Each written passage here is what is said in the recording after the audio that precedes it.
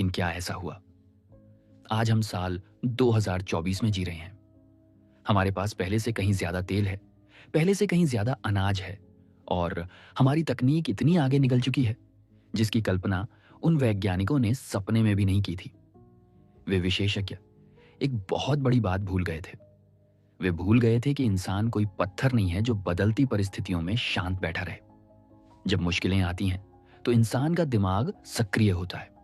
हम नई खोजें करते हैं, हम नए रास्ते ढूंढते हैं, और हम अपनी कुशलता को बढ़ाते हैं। निराशावाद हमेशा वर्तमान की समस्याओं को भविष्य की सीमाओं में बांध देता है। वह इंसानी रचनात्मकता और बदलाव की ताकत को कभी देख ही नहीं पाता। चलो एक और बहुत ही प्रसिद्ध और वास्तविक उदाहरण देखते हैं जो तुम्हें वॉल स्ट्रीट के सबसे बड़े निराशावादी भविष्यवक्ता की तरफ ले जाएगा। हम बात कर रहे हैं अल्बर्ट एडवर्ड्स की, जो एक बहुत बड़े फ्रांसीसी बैंक के मुख्य रणनीतिकार हैं। अल्बर्ट एडवर्ड्स को वित्तीय दुनिया में परमानेंट बियर यानी हमेशा मंदी की बात करने वाला इंसान माना जाता है। वे पिछले 25 सालों से हर महीने ये भविष्यवाणी कर रहे हैं कि अमेरिकी शेयर बाजार पूरी तरह तबाह होने वाला है, दुनिया का सबसे बड़ा आर्थिक संकट आने वाला है, और सोने के अलावा सारी संपत्तियां मिट्टी में मिलने वाली हैं। उनकी ये बातें सुनने में बहुत ही गहरी और ज्ञानवर्धक लगती हैं। वे बड़े बड़े चार्ट्स दिखाते हैं, कर्ज के आंकड़े पेश करते हैं और बहुत ही गंभीर आवाज में बात करते हैं। लोग उनकी बातों से इतने प्रभावित होते हैं कि वे डर कर अपना सारा पैसा निकाल लेते हैं। लेकिन पिछले 25 सालों का सच क्या है? अमेरिकी शेयर बाजार इतिहास के सबसे बड़े बुल रन से गुजरा है। जिन लोगों ने अल्बर्ट की बातों पर भरोसा किया, वे कभी शेयर बाजार की उस बड़ी वेल्थ क्रिएशन का हिस्सा नहीं बन पाए। वे अपनी पूंजी को सड़ाते रहे क्योंकि वे उस खतरे से डर रहे थे जो कभी आया ही नहीं। निराशावाद ने उन्हें समझदार तो दिखाया, लेकिन उन्हें अंदर से कंगाल बना दिया। यही निराशावाद का असली खेल है। यह तो तुम्हें बहुत बुद्धिमान दिखाता है। अगर तुम किसी पार्टी में खड़े होकर कहो कि देश की अर्थव्यवस्था बहुत मजबूत है और हम सब अमीर बनने वाले हैं, तो लोग तुम्हें एक नादान इंसान समझेंगे जो सिर्फ अच्छी बातें करना चाहता है। लेकिन अगर तुम उसी पार्टी में गंभीर चेहरा बनाकर कहो कि बाजार गिरने वाला है, चारों तरफ भ्रष्टाचार है और हमारे बच्चों का भविष्य अंधकार में है, तो लोग तुम्हारी बात को बहुत ध्यान से सुनेंगे। वे तुम्हें एक बहुत ही गहरा, जागरूक और बुद्धिमान इंसान मानेंगे। निराशावाद को हमेशा एक बड़ी सामाजिक प्रतिष्ठा मिलती है, क्योंकि यह ऐसा लगता है जैसे तुम हमारी भलाई के लिए हमें सचेत कर रहे हो।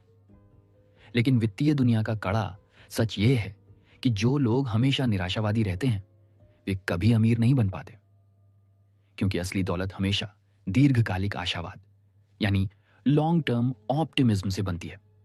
इस ऑप्टिमिज्म को बहुत ध्यान से समझो। इसका मतलब यह बिल्कुल नहीं है कि तुम आंखें बंद करके यह मान लो कि सब कुछ हमेशा अच्छा ही होगा। इसका मतलब यह नहीं है कि तुम रिस्क को नजरअंदाज कर दो।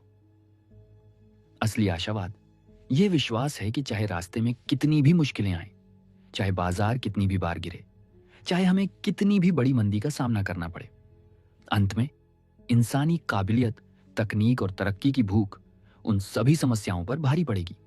रास्ता सीधा नहीं होगा, उसमें बहुत से मोड़ आएंगे, बहुत सी लड़ाइयां होंगी, लेकिन अंत बिंदु हमेशा ऊपर की ओर होगा। सोचो कि एक हवाई जहाज बनाने वाले इंजीनियर की मानसिकता कैसी होती है। जब वह एक नया प्लेन डिजाइन करता है तो वह सबसे पहले इस बात पर ध्यान देता है कि अगर हवा में कोई बड़ा हादसा हो जाए तो प्लेन को कैसे सुरक्षित रखा जाए। वह उसमें कई बैकअप सिस्टम्स लगाता है, वह आपातकालीन द्वारों को डिजाइन करता है, और वह हर उस खतरे की तैयारी करता है जो आसमान में आ सकता है। वह जानता है कि प्लेन क्रैश हो सकता है। यह उसका व्यावहारिक डर है, लेकिन उसके इस डर के पीछे एक बहुत बड़ा विश्वास होता है कि इंसान हवा में उड़ सकता है और वह सुरक्षित तरीके से अपनी मंजिल पर पहुंच सकता है। यही है आशावाद और सावधानी का वह अद्भुत मिलाप जो दुनिया को आगे बढ़ाता है। अगर वह सिर्फ निराशावादी होता तो वह कभी प्लेन बनाने के बारे में सोचता ही नहीं। वह जमीन पर खड़ा होकर कहता कि हवा में उड़ना मौत को दावत देने जैसा है, इसलिए हमें हमेशा जमीन पर ही रहना चाहिए। निराशावाद तुम्हें कभी कुछ नया शुरू करने का हौसला नहीं देता। यह तुम्हें सुरक्षित तो रखता है, लेकिन तुम्हें एक ही जगह पर जाम कर देता है। तुम कभी आगे नहीं बढ़ पाते। निवेश की दुनिया में भी यही नियम लागू होता है। जब तुम शेयर बाजार में पैसा लगाते हो तो तुम्हें यह स्वीकार करना होगा कि मंदी आएगी, युद्ध होंगे, सरकारें बदलेंगी और बाजार कई बार 30 से 40% तक नीचे गिरेगा। यह इस खेल का हिस्सा है। लेकिन तुम्हारा निवेश करने का मूल कारण यह विश्वास है कि अगले 10 सालों में कंपनियां और ज्यादा कुशल होंगी, वे नए प्रोडक्ट्स बनाएंगी, वे अपनी प्रोडक्टिविटी को बढ़ाएंगी और इस तरह पूरी अर्थव्यवस्था आगे बढ़ेगी। यह विश्वास ही तुम्हारी असली दौलत को खड़ी करता है। जरा सोचो कि लोग अपनी पर्सनल फाइनेंस की जिंदगी में कहां फेल होते हैं। वे मंदी के डर से कभी निवेश शुरू ही नहीं करते। वे हमेशा सोचते हैं कि जब बाजार बिल्कुल सुरक्षित होगा, जब सारी समस्याएं खत्म हो जाएंगी, तब वे अपना पैसा लगाएंगे। वे ये भूल जाते हैं कि बाजार कभी सुरक्षित नहीं होता। जब बाजार में कोई समस्या नहीं होती, तब शेयर्स की कीमतें आसमान छू रही होती हैं और जब संकट होता है, तब तुम्हें चीजें बहुत सस्ते दामों पर मिल सकती हैं। निराशावाद उन्हें उस बड़े अवसर का फायदा उठाने से रोक देता है। वे हमेशा साइडलाइंस पर खड़े रहकर दूसरों को अमीर बनते हुए देखते रहते हैं। तुम्हें इस मानसिक बीमारी से खुद को बचाना होगा। तुम्हें समझना होगा कि निराशावाद एक बहुत ही आकर्षक भ्रम है जो तुम्हें समझदार दिखाने की आड़ में तुम्हारी जेब खाली कर रहा है। जब भी तुम किसी बड़ी तबाही की खबर सुनो तो तुरंत डरो मत। पीछे मुड़कर इतिहास को देखो। इंसान ने हर बड़े संकट का सामना किया है और वह हर बार पहले से ज्यादा मजबूत होकर बाहर निकला है। चाहे वह ग्रेट डिप्रेशन हो, द्वितीय विश्व युद्ध हो या कोरोना महामारी हो, हर आंधी के बाद आसमान फिर से साफ हुआ है और तरक्की का पहिया फिर से तेजी से घुमा है। आज मैं तुम्हें एक बहुत ही कड़ी और व्यावहारिक चुनौती देने जा रहा हूं। इसे अपनी जिंदगी का न्यूज डाइट समझो। अगले एक हफ्ते के लिए हर उस TV show, social media account या न्यूज चैनल को देखना पूरी तरह बंद कर दो जो सिर्फ और सिर्फ नकारात्मकता, डर और मंदी की भविष्यवाणियां बेचते हैं। अपने दिमाग को इस जहर से पूरी तरह मुक्त करो। इसके बजाय उन किताबों को पढ़ो जो इंसानी इतिहास की तरक्की को दिखाती है। उन कंपनियों के बारे में पढ़ो जो नई तकनीकों पर काम कर रही हैं। ये देखो कि कैसे दुनिया के सबसे बड़े लीडर्स और इनोवेटर्स आज भी भविष्य को बेहतर बनाने के लिए काम कर रहे हैं। जब तुम अपने दिमाग को इस सकारात्मक और व्यावहारिक सोच से भर दोगे तो तुम देखोगे कि तुम्हारा डर धीरे धीरे खत्म होने लगेगा। तुम मंदी के समय घबराओगे नहीं, बल्कि तुम उसे एक बड़े अवसर की तरह देखोगे। तुम शांत रहोगे और अपने निवेश को चुपचाप बढ़ने दोगे, क्योंकि जब तुम निराशावाद के इस आकर्षण को तोड़ देते हो, तभी तुम उस एलीट क्लब का हिस्सा बनते हो जो दुनिया के सबसे बड़े संकटों में भी अपनी दौलत को कई गुना बढ़ा लेता है। व्यावहारिक बनो, अपने अंदर के उस डर को समझो, लेकिन उसे अपनी जिंदगी का मालिक मत बनने दो। इतिहास का सम्मान करो, इंसानी काबिलियत पर भरोसा रखो और लॉन्ग टर्म ऑप्टिमिज्म को अपनी सबसे बड़ी ताकत बनाओ। यह सफर अब अपने सबसे निर्णायक मोड़ पर पहुंच चुका है। हमने समझा कि कैसे निराशावाद हमें अपनी चपेट में लेता है। लेकिन क्या तुम जानते हो कि जब हम बहुत बड़ी मुसीबत में होते हैं तो हमारा दिमाग कैसे किसी भी ऐसी बात पर यकीन करने के लिए तैयार हो जाता है जो हमें एक आसान रास्ता दिखाती है? क्यों हम डेस्परेट परिस्थितियों में अपनी पूरी समझदारी खो बैठते हैं? अगले अध्याय में हम बात करेंगे इंसानी स्वभाव के एक ऐसे रहस्य की जो तुम्हें यह सिखाएगा कि क्यों संकट के समय हम सबसे बड़े झूठ पर भी बड़े गर्व से भरोसा कर लेते हैं। हम बात करेंगे व्हेन यूल बिलीव एनीथिंग के बारे में। मेरे साथ बने रहो, क्योंकि अब हम इंसान के सबसे नाजुक मानसिक मोड़ को समझने जा रहे हैं जो तुम्हें हर बड़े धोखे से बचाएगा। Chapter 18, when you will believe anything. कल्पना करो कि तुम समंदर के बीचों बीच फंसे हो। तुम्हारी नाव टूट चुकी है। चारों तरफ विशाल खौफनाक लहरें उठ रही हैं। आसमान में काले बादल छाए हैं और दूर दूर तक जमीन का कोई नामो निशान नहीं है। तुम तैरते तैरते पूरी तरह थक चुके हो। तुम्हारे फेफड़े हवा के लिए तड़प रहे हैं और तुम्हारे पैर ठंडे पड़ चुके हैं। तुम्हें पता है कि अगर अगले कुछ मिनटों में तुम्हें कोई सहारा नहीं मिला तो तुम इस गहरे काले पानी में हमेशा के लिए दफन हो जाओगे। ठीक उसी पल पानी की सतह पर तुम्हें एक तैरती हुई चीज दिखाई देती है। वह एक लंबा काला सांप है। लेकिन तुम्हारा दिमाग उस वक्त क्या सोचता है? तुम्हारा दिमाग उस सांप को जहर का खतरा नहीं देखता। तुम्हारा दिमाग उसे एक जीवन रक्षक रस्सी की तरह देखता है। तुम बिना सोचे समझे उस सांप को पकड़ने के लिए हाथ बढ़ा देते हो। यही इंसानी स्वभाव का सबसे बड़ा और सबसे खौफनाक सच है।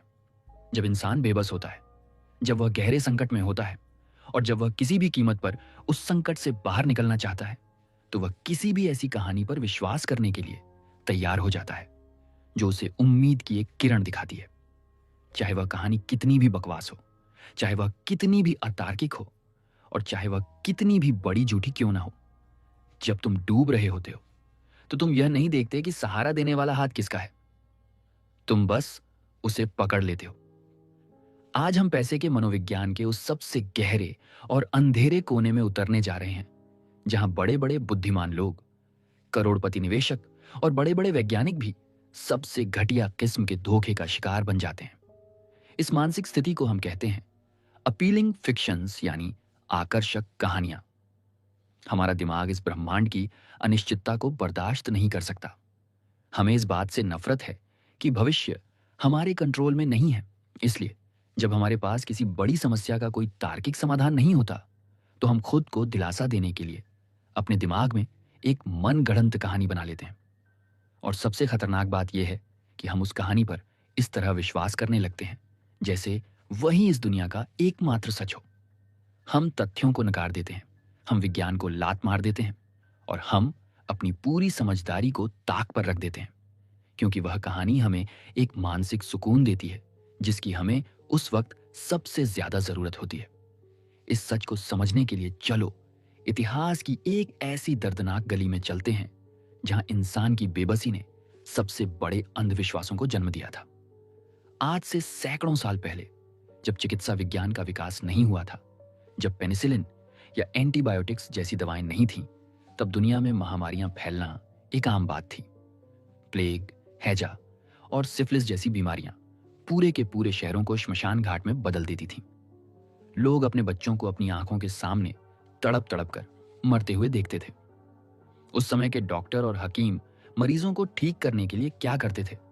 वे मरीजों के शरीर पर जानबूझकर चीरा लगाते थे और उनके शरीर से बहुत सारा खून बाहर निकाल देते थे। इस प्रक्रिया को ब्लड लेटिंग कहा जाता था। उनका मानना था कि बीमारी शरीर के गंदे खून में होती है, इसलिए अगर खून को बाहर निकाल दिया जाए तो मरीज ठीक हो जाएगा। हकीकत यह थी कि इस प्रक्रिया से मरीज और ज्यादा कमजोर हो जाता था और उसकी मौत बहुत जल्दी हो जाती थी। इसके अलावा वे मरीजों को पारे का पानी पीने के लिए देते थे, उनके घावों पर जलती हुई चीजें रखते थे और उन्हें जहरीली जड़ी बूटियां खिलाते थे। अगर आज के समय में कोई डॉक्टर ऐसा करे तो तुम उसे तुरंत जेल में डाल दोगे। तुम सोचोगे कि उस दौर के लोग कितने बेवकूफ और अनपढ़ थे जो ऐसे खौफनाक इलाजों पर विश्वास करते थे। लेकिन गहराई से सोचो, क्या वे सच में बेवकूफ थे? नहीं, वे सिर्फ बेबस थे। जब तुम्हारी आंखों के सामने तुम्हारा बच्चा दम तोड़ रहा हो और तुम्हारे पास उसे बचाने का कोई तरीका ना हो, तो तुम कुछ ना करने के बजाय कुछ भी करने के लिए तैयार हो जाते हो। तुम उस हकीम की हर बात पर यकीन कर लेते हो जो तुम्हें यह भरोसा दिलाता है कि वह तुम्हारे बच्चे को ठीक कर सकता है। ब्लडलेटिंग उस समय का एक आकर्षक भ्रम था। वह इलाज मरीजों को यह महसूस कराता था कि वे अपनी बीमारी के खिलाफ कुछ कर रहे हैं। वह उन्हें कंट्रोल का एक नकली एहसास देता था। यही बेबसी और यही भ्रम हमारी वित्तीय दुनिया में भी हर रोज काम करता है। चलो तुम्हें वॉल स्ट्रीट के इतिहास के सबसे बड़े और सबसे खौफनाक घोटाले की तरफ ले चलता हूं। हम बात कर रहे हैं बर्नी मैडॉफ की। बर्नी मैडॉफ अमेरिका के वित्तीय बाजार के सबसे सम्मानित और बड़े नामों में से एक थे। वे नैस्डैक स्टॉक एक्सचेंज के पूर्व चेयरमैन थे। वे एक ऐसे इंसान थे जिन पर दुनिया के बड़े बड़े बैंक्स, पेंशन फंड्स, सेलिब्रिटीज और बड़े बड़े चैरिटी ट्रस्ट्स आंखें बंद करके भरोसा करते थे। मैडॉफ ने एक इन्वेस्टमेंट फंड चलाया था जो पिछले कई दशकों से हर साल अपने निवेशकों को लगातार 10 से 12% का फिक्स रिटर्न दे रहा था। चाहे बाजार में मंदी आए, चाहे युद्ध हो, चाहे कोई भी बड़ा संकट आए, मैडॉफ का फंड कभी नुकसान में नहीं जाता था। वह हर साल बिना किसी उतार चढ़ाव के सीधे ऊपर की तरफ जा रहा था। अगर तुम एक ठंडे और तार्किक दिमाग से सोचोगे तो शेयर बाजार में ऐसा होना पूरी तरह से नामुमकिन है। बिना किसी रिस्क के, बिना किसी उतार चढ़ाव के लगातार इतना बड़ा रिटर्न देना गणितीय रूप से एक बहुत बड़ा झूठ था। कई बड़े विश्लेषकों ने अमेरिकी रेगुलेटर से इसकी शिकायत भी की थी। उन्होंने बाकायदा गणित के फार्मूलों से साबित करके दिखाया था कि मैडॉफ जो कर रहे हैं वह एक बहुत बड़ा पोंजी स्कीम यानी घोटाला है।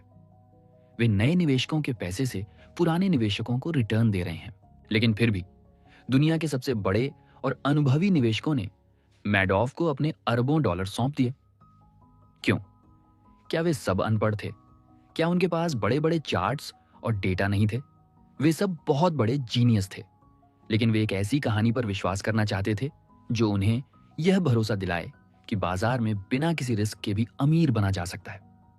वे उस मानसिक तनाव से बचना चाहते थे जो बाजार के उतार चढ़ाव से आता था। वे अपनी बेबसी और लालच के सामने इतने लाचार हो चुके थे कि उन्होंने मैडॉफ के उस खूबसूरत झूठ को सच मान लिया। और जब साल 2008 में वह पर्दाफाश हुआ तो 60 अरब डॉलर से भी ज्यादा की संपत्ति एक ही झटके में राख हो गई। बड़े बड़े चैरिटी ट्रस्ट्स बंद हो गए और हजारों परिवार सड़क पर आ गए। यह घटना हमें सिखाती है कि जब तुम्हारा लालच और तुम्हारी बेबसी आपस में मिलते हैं तो तुम्हारी बुद्धि पूरी तरह से काम करना बंद कर देती है। इसे वित्तीय मनोविज्ञान में द नैरेटिव गैप यानी कहानी का अंतर कहा जाता है। हमारी जिंदगी में दो चीजें होती हैं। पहली, वह जो हम सचमुच जानते हैं, तथ्य और डेटा। दूसरी, वह जो हम चाहते हैं कि सच हो, हमारे सपने और इच्छाएं। इन दोनों के बीच में एक बहुत बड़ा खाली स्थान होता है और इस खाली स्थान को भरने का काम करती हैं कहानियां। जब तुम्हें बहुत बड़ा कर्ज चुकाना होता है, जब तुम्हें अपने बच्चों के लिए बहुत सारा पैसा चाहिए होता है, तो तुम किसी भी ऐसे इंसान की बात पर यकीन करने के लिए तैयार हो जाते हो जो तुम्हें रातों रात अमीर बनने का कोई शॉर्टकट दिखाता है। तुम उस क्रिप्टो कॉइन में अपना सारा पैसा लगा देते हो जो पिछले 3 दिनों में 10 गुना बढ़ा है। तुम उस लॉटरी टिकट को खरीद लेते हो जिसकी जीतने की संभावना करोड़ों में एक है। तुम सोचते हो कि तुम्हारी किस्मत अलग है, लेकिन मेरे दोस्त, ब्रह्मांड का गणित कभी किसी के लिए अपनी नीतियां नहीं बदलता। जो एलीट परफॉर्मर्स होते हैं, जो बुद्धिमान लोग होते हैं, वे इस कमजोरी को बहुत अच्छी तरह से जानते हैं। वे जानते हैं कि जब वे किसी बड़े संकट में होंगे तो उनका दिमाग उन्हें धोखा देने की कोशिश करेगा। उनका दिमाग उन्हें कोई ऐसा आसान रास्ता दिखाएगा जो असल में एक बड़ा गड्ढा होगा। इसलिए वे संकट के समय कभी भी जल्दबाजी में फैसले नहीं लेते। वे अपनी योजनाओं को बहुत ही सरल रखते हैं। वे कभी भी ऐसी चीजों में पैसा नहीं लगाते जो सुनने में बहुत अच्छी लगती है लेकिन समझने में बहुत पेचीदा होती हैं। वे जानते हैं कि अगर कोई निवेश तुम्हें यह वादा कर रहा है कि उसमें कोई रिस्क नहीं है और बड़ा रिटर्न है, तो वह 100% एक बड़ा झूठ है। वे उस आकर्षक कहानी के जाल में फंसने के बजाय कड़वे सच का सामना करना पसंद करते हैं। वे जानते हैं कि इस दुनिया में हर बड़ी चीज की एक कीमत होती है जिसे तुम्हें चुकाना ही होगा। जरा सोचो कि आज की इस डिजिटल दुनिया में लोग कहां फेल हो रहे हैं। सोशल मीडिया पर हर रोज सैकड़ों ऐसे गुरु सामने आते हैं जो तुम्हें यह दिखाते हैं कि कैसे उन्होंने बिना किसी मेहनत के सिर्फ एक लैपटॉप की मदद से करोड़ों रुपए कमा लिए।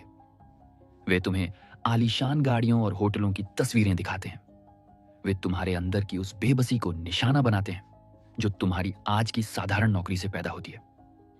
वे जानते हैं कि तुम इस चूहा दौड़ से बाहर निकलना चाहते हो और तुम उनकी उस आकर्षक कहानी को सच मानकर उनके महंगे कोर्सेज खरीद लेते हो, उनके बताए हुए रिस्की ट्रेडिंग एप्स में अपना पैसा लगा देते हो और अंत में अपना सब कुछ गंवा बैठते हो। तुम्हें इस मानसिक जाल से खुद को आजाद करना होगा। तुम्हें यह स्वीकार करना होगा कि इस दुनिया में कोई भी जादुई रास्ता नहीं है। जो चीजें कागज पर बहुत बड़ी और खूबसूरत दिखती हैं, वे अक्सर हकीकत में सबसे बड़ी बर्बादी का कारण बनती हैं। आज मैं तुम्हें एक बहुत ही कड़ी और आंखें खोलने वाली चुनौती देने जा रहा हूं। इसे अपनी जिंदगी का बिलीफ ऑन डेट समझो। अपने आज के सभी वित्तीय फैसलों और अपने सपनों को ध्यान से देखो। ऐसी कौन सी चीज है जिस पर तुम सिर्फ इसलिए विश्वास कर रहे हो क्योंकि तुम बहुत बेताब हो? क्या तुम किसी ऐसे बिजनेस आइडिया में अपना पैसा लगाने जा रहे हो जिसके बारे में तुम्हें कुछ नहीं पता, लेकिन तुम्हें लगता है कि वह तुम्हें अमीर बना देगा? क्या तुम किसी ऐसे शेयर को होल्ड कर रहे हो जो हर दिन गिर रहा है, लेकिन तुम सिर्फ इस उम्मीद में बैठे हो कि वह एक दिन वापस ऊपर जाएगा? उस फैसले को एक कोरे कागज पर लिखो। अब अपने उस लालच और अपनी बेबसी को एक तरफ हटा दो और एक निष्पक्ष जज की तरह उस फैसले के तथ्यों को देखो। खुद से पूछो कि क्या तुम उस तैरते हुए सांप को रस्सी समझकर पकड़ने की भूल तो नहीं कर रहे हो। जब तुम अपनी बेबसी को अपने फैसलों से अलग कर दोगे तो तुम्हें सच साफ साफ दिखाई देने लगेगा। अपने प्लान को सरल बनाओ, किसी भी बड़े वादे पर तुरंत भरोसा मत करो और अनिश्चितता का सम्मान करना सीखो, क्योंकि पैसे के इस खेल में अंत में वही सुरक्षित रहता है जो अपनी आंखों पर पट्टी बांधकर किसी आकर्षक कहानी के पीछे भागने से मना कर देता है। सच का सामना करो, अपनी कमजोरियों को पहचानो और अपनी व्यावहारिक बुद्धि को अपनी सबसे बड़ी ढाल बनाओ। यह सफर अब अपने सबसे खूबसूरत और अंतिम चरण की तरफ बढ़ रहा है। हमने समझा कि कैसे हमारे भ्रम हमें तबाह करते हैं, लेकिन अब समय आ चुका है कि हम इन सारे सीखे हुए सबकों को एक साथ जोड़ें। हम समझें कि कैसे हम इन सारी कड़ी नीतियों को अपनी निजी जिंदगी में लागू कर सकते हैं। अगले अध्याय में हम बात करेंगे उन सभी महत्वपूर्ण नियमों के सारांश की जो तुम्हें असली अमीर बनाएंगे। हम बात करेंगे ऑल टुगेदर नाउ के बारे में।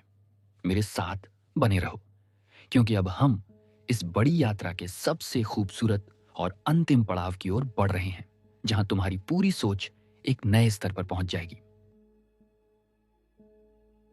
Chapter 19 all together now. तुम इस लंबी और गहरी यात्रा के आखिरी मोड़ पर खड़े हो। तुमने दिमाग की उन संकरी और अंधेरी गलियों का सफर तय किया है, जहां लालच, डर, भ्रम और अहंकार अपनी साजिशें रचते हैं। तुमने इतिहास के उन बड़े नायकों और खलनायकों की कहानियों को देखा है जिन्होंने अपनी एक मानसिक चूक से अपना सब कुछ गंवा दिया, और उन साधारण लोगों को भी देखा जिन्होंने सिर्फ अपने व्यवहार के दम पर इतिहास रच दिया। अब समय आ चुका है कि हम इस पूरी यात्रा के बिखरे हुए मोतियों को एक साथ पिरोएं। अब समय है उस अंतिम महामंत्र को समझने का, जो तुम्हारी इस पूरी सीख को एक अभेद्य किले में बदल देगा। यह अध्याय कोई नया नियम सिखाने के लिए नहीं है, बल्कि यह उन सभी कड़े और गहरे नियमों का एक अटूट मिलाप है जो तुम्हें हर वित्तीय तूफान में खड़ा रहने की ताकत देगा। जब ये सारे नियम एक साथ मिलकर तुम्हारे दिमाग में बैठ जाएंगे तो तुम्हारी सोच का एक ऐसा रूपांतरण होगा जिसके बाद तुम पैसे के इस खेल को कभी पुरानी नजर से नहीं देख पाओगे। चलो इस अंतिम संश्लेषण की शुरुआत करते हैं, उस पहले और सबसे बुनियादी नियम से जो तुम्हारी पूरी आर्थिक यात्रा की नींव है। जब चीजें बहुत अच्छी चल रही हो, जब तुम्हारा हर निवेश आसमान छू रहा हो और जब दुनिया तुम्हारी सफलता के गीत गा रही हो, तो शीशे के सामने खड़े होकर अपने दोनों हाथ अपने सीने पर रखो और पूरी विनम्रता से खुद से कहो कि सब कुछ मेरी काबिलियत नहीं है। अपनी सफलता में किस्मत के उस अदृश्य हाथ को स्वीकार करो। और जब चीजें पूरी तरह से खराब हो जाएं, जब तुम्हारा कोई बड़ा फैसला गलत साबित हो जाए और जब तुम्हें भारी नुकसान का सामना करना पड़े, तो खुद को कोसे बिना, अपने आत्मसम्मान को चोट पहुंचाए बिना खुद को माफ करना सीखो। याद रखो कि रिस्क और किस्मत इस ब्रह्मांड के दो ऐसे जुड़वा भाई हैं जिन्हें कोई भी इंसान कभी पूरी तरह अपने काबू में नहीं कर सकता। जो लोग इस सच को स्वीकार कर लेते हैं, वे कभी भी अपने अहंकार को अपने सिर पर चढ़ने नहीं देते और ना ही अपनी हार को अपनी पहचान बनने देते हैं। इसके बाद आता है वह सबसे कड़ा नियम, जिसके बिना दुनिया की कोई भी दौलत तुम्हें कभी सुखी नहीं बना सकती। तुम्हें अपने अंदर के उस ईगो को, उस अहंकार को काबू में रखना होगा जो तुम्हें हमेशा दूसरों से तुलना करने के लिए उकसाता है। इस दुनिया में सोशल कंपैरिजन एक ऐसा दलदल है जिसकी कोई तह नहीं है। तुम चाहे जितना कमा लो, अगर तुम्हारी खुशी इस बात पर निर्भर करती है कि तुम अपने पड़ोसी से आगे हो या पीछे, तो तुम अपनी पूरी जिंदगी सिर्फ एक चूहा दौड़ में बिता दोगे। तुम्हें अपने दिमाग में वह लक्ष्मण रेखा खींचनी होगी जहां पहुंचकर तुम खुद से कह सको कि मेरे पास जो है वह काफी है। क्योंकि कुछ चीजें ऐसी होती हैं जो अनमोल होती हैं, जैसे तुम्हारा आत्मसम्मान, तुम्हारा परिवार, तुम्हारी मानसिक शांति और तुम्हारी आजादी। इन अनमोल चीजों को दांव पर लगाकर और ज्यादा अमीर बनने की कोशिश करना दुनिया की सबसे बड़ी बेवकूफी है। असली रईस वह नहीं है जिसके पास सबसे बड़ी तिजोरी है, बल्कि वह है जिसे यह पता है कि उसके पास जो है वह काफी है। और जब तुम इस काफी के सच को समझ जाते हो, तो तुम समय के उस जादुई पहिए को सक्रिय करते हो जिसे हम कंपाउंडिंग कहते हैं। कंपाउंडिंग का जादू कभी भी तुम्हारी बहुत बड़ी बुद्धिमत्ता या तुम्हारे आक्रामक फैसलों से नहीं चलता। यह जादू चलता है सिर्फ और सिर्फ तुम्हारे धैर्य और निरंतरता से। तुम्हें बाजार में, अपने करियर में और अपनी आदतों में इतने लंबे समय तक टिके रहना होगा कि समय अपना काम कर सके। वॉरेन बफेट की बड़ी दौलत का राज उनकी कोई असाधारण तकनीक नहीं थी। उनका असली राज वह 8 दशक का समय था जो उन्होंने बाजार को दिया। तुम्हें उस उबाऊ समय को, उस शांति के द्वार को सहने की आदत डालनी होगी जहां मेहनत तो हो रही होती है लेकिन नतीजे तुरंत दिखाई नहीं देते। जो इंसान निराशा की उस घाटी को पार कर लेता है वही अंत में उस जादुई कर्व पर सवार होता है जो उसे फर्श से अर्श तक पहुंचा देता है। लेकिन इस कंपाउंडिंग की चेन को सुरक्षित रखने के लिए तुम्हें अमीर बनने और अमीर बने रहने के बीच के अंतर को समझना होगा। अमीर बनने के लिए तुम्हें साहसी होना पड़ता है, तुम्हें बड़े रिस्क लेने पड़ते हैं और तुम्हें आक्रामक होना पड़ता है। लेकिन अमीर बने रहने के लिए तुम्हें पूरी तरह से बदलना होगा। अब तुम्हें विनम्रता चाहिए, तुम्हें नुकसान से बचने का डर चाहिए और तुम्हें सर्वाइवल की मानसिकता चाहिए। तुम्हें हमेशा यह मानकर चलना होगा कि कल सब कुछ बदल सकता है। तुम्हारी सबसे बड़ी इनकम का जरिया बंद हो सकता है या कोई बड़ा आर्थिक संकट आ सकता है। जब तुम यह डर अपने अंदर रखते हो तो तुम अपनी पूरी कमाई को दिखावे की चीजों में नहीं उड़ाते।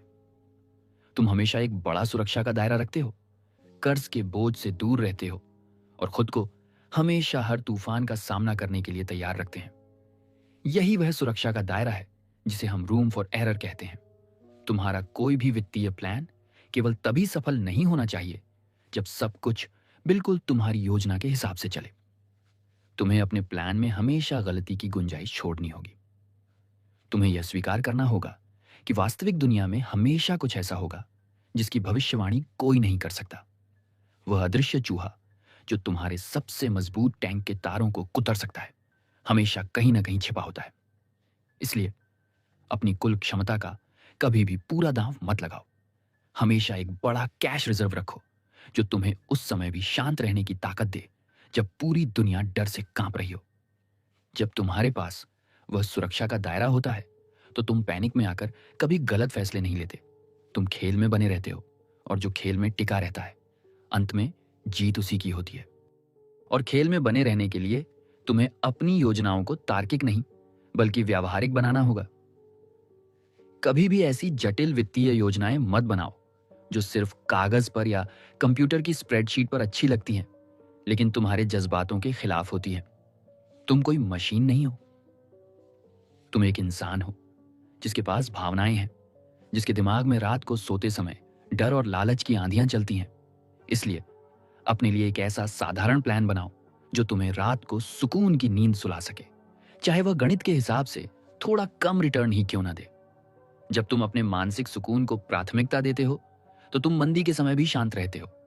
तुम व्यावहारिक होना चुनते हो और यही व्यावहारिकता तुम्हें लंबे समय में सबसे ज्यादा अमीर बनाती है। इसके साथ ही तुम्हें दूसरों के खेल की नकल करना पूरी तरह बंद करना होगा। तुम्हें खुद से एक बहुत ही कड़ा और सीधा सवाल पूछना होगा कि तुम्हारा खुद का खेल क्या है। तुम किस समय के लिए निवेश कर रहे हो, तुम्हारी जरूरतें क्या हैं और तुम कितना बड़ा रिस्क ले सकते हो। जब तुम अपने खेल के नियमों को खुद लिख लेते हो तो तुम दूसरों की बड़ी गाड़ियों और आलीशान लाइफस्टाइल को देखकर कभी विचलित नहीं होते। तुम शांत रहते हो क्योंकि तुम जानते हो कि जो डे ट्रेडर या जो पड़ोसी रिस्क ले रहा है उसका खेल अलग है और तुम्हारा खेल अलग है। दूसरों की लड़ाई में अपना खून बहाना बंद करो, अपनी खुद की चाल चलो, अपने खेल के प्रति वफादार रहो और अपनी खुद की वित्तीय पहचान को अपनी सबसे बड़ी ताकत बनाओ। क्योंकि जब तुम अपनी पहचान को पा लेते हो तो तुम निराशावाद के उस आकर्षक भ्रम से मुक्त हो जाते हो जो तुम्हें हमेशा डर के साए में जीने पर मजबूर करता है। बुरी खबरें हमेशा तुम्हें ज्यादा समझदार और तार्किक लगेंगी लेकिन वे तुम्हें कभी अमीर नहीं बना सकती।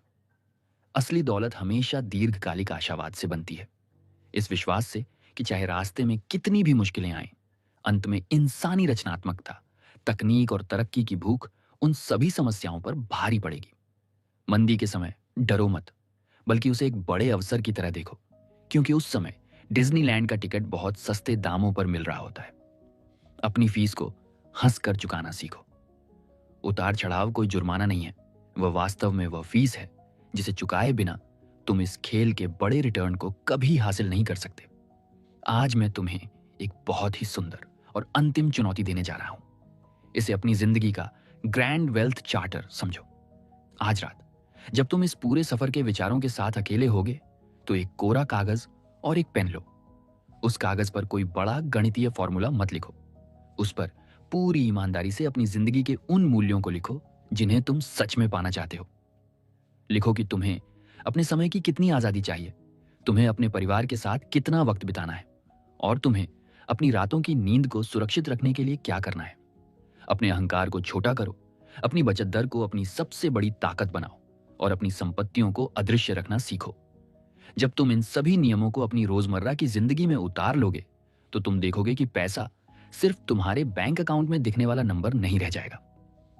वह एक ऐसी अदृश्य ढाल बन जाएगा जो तुम्हें इस दुनिया की हर अनिश्चितता से बचाएगी।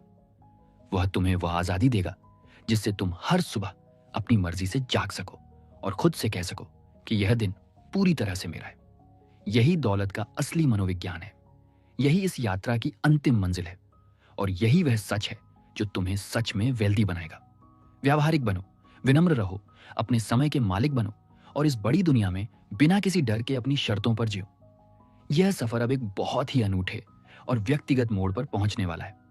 अब तक हमने उन सभी नियमों को समझा जो पूरी दुनिया पर लागू होते हैं, लेकिन इस किताब के लेखक मॉर्गन हाउसल खुद अपनी निजी जिंदगी में इन नियमों को कैसे लागू करते हैं। वे अपना पैसा कहां बचाते हैं, वे कैसे निवेश करते हैं और उनकी अपनी वित्तीय नीतियां क्या हैं। अगले और अंतिम अध्याय में हम लेखक के उन सबसे बड़े व्यक्तिगत रहस्यों और इकबालिया बयानों को जानेंगे जो तुम्हें एक वास्तविक और व्यावहारिक मार्ग दिखाएंगे। हम बात करेंगे कन्फेशन के बारे में। मेरे साथ बने रहो क्योंकि अब हम इस बड़ी यात्रा के सबसे अंतिम और सबसे प्रामाणिक पड़ाव पर पहुंच रहे हैं जहां तुम्हें एक असली अनुभव की रोशनी मिलेगी। Chapter 20, confessions. अब तक तुमने इस पूरी यात्रा में जो कुछ भी सीखा है वह सिद्धांतों की दुनिया थी। वह बड़े बड़े इतिहासकारों, वैज्ञानिकों और अरबपतियों के जीवन के पन्ने थे। लेकिन आज इस आखिरी अध्याय में सारा पर्दा हटने वाला है। आज हम उस कमरे के अंदर झांकने जा रहे हैं जहां इस किताब का लेखक मॉर्गन हाउसल अपनी पत्नी और बच्चों के साथ बैठता है। आज हम कोई थ्योरी नहीं सीखेंगे, बल्कि हम लेखक के उन सबसे बड़े व्यक्तिगत इकबालिया बयानों को जानेंगे जो वे अपनी खुद की वित्तीय जिंदगी में लागू करते हैं। क्योंकि जब कोई इंसान दूसरों को उपदेश देता है तो उसकी असल परीक्षा तब होती है जब वह खुद अपने पैसों के साथ फैसले लेता है। और लेखक का यह सच तुम्हारे सारे वित्तीय भ्रमों को तोड़ देगा। यह तुम्हें दिखाएगा कि कैसे एक बहुत ही साधारण, बिना किसी दिखावे की लाइफस्टाइल ही तुम्हें इस अशांत दुनिया में सबसे सुखी इंसान बना सकती है। चलो लेखक के सबसे पहले और सबसे बड़े व्यक्तिगत फैसले की तरफ चलते हैं जिसने बड़े बड़े वित्तीय विशेषज्ञों को हैरान कर दिया था। लेखक ने अपनी जवानी में ही अपना घर पूरी तरह से नकद देकर खरीद लिया, या कहें कि अपने घर का पूरा होम लोन समय से पहले चुका दिया। अगर तुम किसी भी गणितीय जीनियस या वॉल स्ट्रीट के किसी बड़े सलाहकार से पूछोगे तो वह इस फैसले को पूरी तरह से मूर्खता कहेगा। वह अपनी स्प्रेडशीट खोलेगा और साबित कर देगा कि जब होम लोन का ब्याज दर केवल 3 या 4% था, तब उस पैसे को चुकाने के बजाय अगर लेखक ने उसे शेयर बाजार में लगाया होता तो उसे औसतन 10% का रिटर्न मिलता।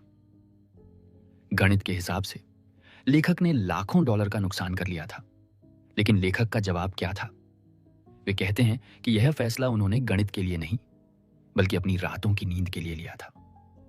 वे और उनकी पत्नी जब भी सुबह उठते हैं तो उन्हें यह सुकून होता है कि उनके सिर पर कोई कर्ज नहीं है। दुनिया में चाहे कितनी भी बड़ी मंदी आ जाए, चाहे उनकी नौकरी चली जाए, चाहे उनका बिजनेस ठप हो जाए, कोई भी बैंक उनका घर उनसे नहीं छीन सकता। यह जो मानसिक सुरक्षा का एहसास है, यह जो स्वतंत्रता की भावना है, इसका मूल्य किसी भी अतिरिक्त 5% के रिटर्न से कहीं ज्यादा बड़ा है। लेखक ने तार्किक होने की कोशिश नहीं की, उन्होंने व्यावहारिक होना चुना। उन्होंने साबित कर दिया कि पर्सनल फाइनेंस में जो फैसला तुम्हें रात को सुकून से सुला सके, वही सबसे बेस्ट फैसला होता है। लेखक का दूसरा बड़ा बयान उनकी लाइफस्टाइल के बारे में है। निस्संदेह जैसे जैसे लेखक की आय बढ़ती गई, जैसे जैसे उनकी किताबें पूरी दुनिया में बिकने लगी और उनके पास बहुत सारा पैसा आने लगा, उन्होंने अपनी जरूरतों को नहीं बढ़ाया। उन्होंने कोई बड़ा आलीशान महल नहीं खरीदा, उन्होंने कोई महंगी सुपर कार नहीं ली, और ना ही वे हर हफ्ते अपने पैसे का प्रदर्शन करने के लिए महंगे ब्रांड्स के कपड़े खरीदने लगे। वे आज भी उसी साधारण घर में रहते हैं जो उन्होंने सालों पहले खरीदा था। वे आज भी उसी साधारण गाड़ी से घूमते हैं और बहुत ही सादगी से अपनी जिंदगी जीते हैं। इसके पीछे का मनोविज्ञान बहुत ही गहरा है। लेखक कहते हैं कि अगर तुम अपनी आय बढ़ने के साथ साथ अपनी लाइफस्टाइल को भी बढ़ाते जाते हो तो तुम कभी अमीर नहीं बन पाओगे। तुम हमेशा उसी चूहा दौड़ का हिस्सा रहोगे जहां तुम्हें अपनी बड़ी किश्तों को चुकाने के लिए और ज्यादा काम करना पड़ता है। लेखक अपनी आय और अपनी लाइफस्टाइल के बीच के उस अंतर को हमेशा बड़ा रखते हैं। वही अंतर उनकी असली बचत है और वही बचत उन्हें वह आजादी देती है जिससे वे जब चाहें जो चाहें काम कर सकें। उन्होंने अपने अहंकार को हमेशा अपनी जेब से छोटा रखा है और यही उनकी असली दौलत का सबसे बड़ा राज है। चलो अब लेखक के पोर्टफोलियो के अंदर चलते हैं कि वे अपना पैसा कहां निवेश करते हैं। तुम सोच रहे होगे कि इतने बड़े फाइनेंशियल लेखक के पास कोई बहुत ही जटिल और गुप्त फॉर्मूला होगा। वे दिन रात शेयर्स की ट्रेडिंग करते होंगे या उनके पास कोई ऐसी दिव्य दृष्टि होगी जिससे वे अगले बड़े शेयर को पहले से पहचान लेते होंगे। लेकिन सच तुम्हें हैरान कर देगा। लेखक अपना सारा पैसा केवल 2 ही जगहों पर रखते हैं। पहला, एक बहुत बड़ा कैश रिजर्व जो उनके बैंक अकाउंट में सुरक्षित रहता है। दूसरा, बेहद साधारण और कम लागत वाले इंडेक्स फंड्स। लेखक अपनी कुल तरल संपत्ति का लगभग 20% हमेशा कैश में रखते हैं। कोई भी वित्तीय सलाहकार कहेगा कि यह पैसे की बर्बादी है क्योंकि कैश पर महंगाई की वजह से उसकी वैल्यू कम होती जा रही है। लेकिन लेखक के लिए वह कैश उनका सबसे बड़ा सुरक्षा कवच है। वे जानते हैं कि जब भी बाजार में कोई भयानक मंदी आएगी, जब उनके सारे शेयर्स 50% नीचे गिर जाएंगे, तो वह कैश रिजर्व ही उन्हें बचाएगा। उन्हें कभी भी मजबूरी में अपने शेयर्स को नुकसान में बेचने की जरूरत नहीं होगी। वह कैश उन्हें उस विपरीत परिस्थिति में भी शांत रहने की ताकत देगा और उनका बाकी का सारा पैसा इंडेक्स फंड्स में जाता है। वे कभी भी किसी एक खास कंपनी का शेयर नहीं खरीदते। वे कभी यह दावा नहीं करते कि वे बाजार को मात दे सकते हैं। वे कहते हैं कि वे बहुत ही साधारण औसत रिटर्न से पूरी तरह संतुष्ट हैं। वे बस अपनी बचत को लगातार इंडेक्स फंड्स में डालते रहते हैं और कंपाउंडिंग को अपना काम करने देते हैं। उनका यह प्लान इतना सरल और इतना बोरिंग है कि इस पर कोई भी बड़ी फिल्म नहीं बन सकती। लेकिन यही सादगी उनकी सबसे बड़ी ताकत है। उनका यह प्लान कभी फेल नहीं हो सकता क्योंकि इसमें किसी बड़ी भविष्यवाणी की जरूरत ही नहीं होती। लेखक की यह व्यक्तिगत नीतियां हमें सिखाती हैं कि तुम्हें अपने लिए एक ऐसा सिस्टम बनाना होगा जो तुम्हारी अपनी परिस्थितियों और तुम्हारे अपने स्वभाव के अनुकूल हो। तुम्हें किसी किताब के फॉर्मूले को आंखें बंद करके अपनी जिंदगी पर लागू करने की जरूरत नहीं है। अगर तुम्हें कर्ज से डर लगता है तो कर्ज मत लो, चाहे गणित कुछ भी कहे। अगर तुम्हें बड़ी बचत से सुकून मिलता है तो ज्यादा पैसा बचाओ, चाहे लोग तुम्हें कंजूस कहें। अगर तुम्हें सादगी पसंद है तो सादगी से जियो, चाहे समाज तुम्हें सफल ना माने। क्योंकि दिन के अंत में पैसे का असली और अंतिम लक्ष्य सिर्फ एक ही है, तुम्हें तुम्हारे समय की आजादी देना और तुम्हें मानसिक शांति पहुंचाना। आज इस पूरी महान यात्रा के अंत में मैं तुम्हें एक बहुत ही गहरी और अंतिम पहचान बदलने वाली चुनौती देना चाहता हूं। आज से अपनी जिंदगी की पूरी वित्तीय सोच को बदल दो। अमीर दिखने की इस अंधी दौड़ से हमेशा हमेशा के लिए बाहर निकल जाओ। उस पड़ोसी को, उस सोशल मीडिया के इन्फ्लुएंसर को अपनी जिंदगी का पैमाना मत बनने दो जो खुद कर्ज के नीचे दबा बैठा है। अपने अहंकार को छोटा करो, अपनी बचत दर को बढ़ाओ और अपनी आजादी को अपनी सबसे बड़ी संपत्ति बनाओ। जब तुम सुबह उठो तो तुम्हारी आंखें इस डर से नहीं खुलनी चाहिए कि तुम्हें किसी और के लिए काम करना है। तुम्हारी आंखें इस खुशी से खुलनी चाहिए कि आज का दिन पूरी तरह से तुम्हारा है और तुम अपनी मर्जी के मालिक हो। यह सफर जो हमने साथ में तय किया है, यह सिर्फ पैसों का सफर नहीं था। यह तुम्हारी अपनी आत्मा को, तुम्हारे अपने दिमाग के डर और लालच को समझने का सफर था। तुम अब वह पुराने इंसान नहीं रहे जो किसी भी बड़े दिखावे से विचलित हो जाए। तुम अब एक एलीट माइंडसेट वाले समझदार इंसान बन चुके हो जो जानता है कि असली रईसी तिजोरी की खामोशी में होती है, सड़क के शोर में नहीं। व्यावहारिक बनो, विनम्र रहो, अपने समय के मालिक बनो और इस बड़ी दुनिया में बिना किसी डर के अपनी शर्तों पर जियो। क्योंकि जब तुम अपने समय के मालिक बन जाते हो तभी तुम इस ब्रह्मांड के सबसे अमीर इंसान बनते हो। यही तुम्हारी असली सफलता है, यही तुम्हारी असली मंजिल है और यही वह सच है जो तुम्हें हमेशा हमेशा के लिए वेल्दी बनाएगा। अपने रास्ते पर चलते रहो, कभी पीछे मुड़कर मत देखो और अपनी जिंदगी का इतिहास खुद अपने हाथों से लिखो। Thank you so much for watching this video. Don't forget to like, subscribe, and comment.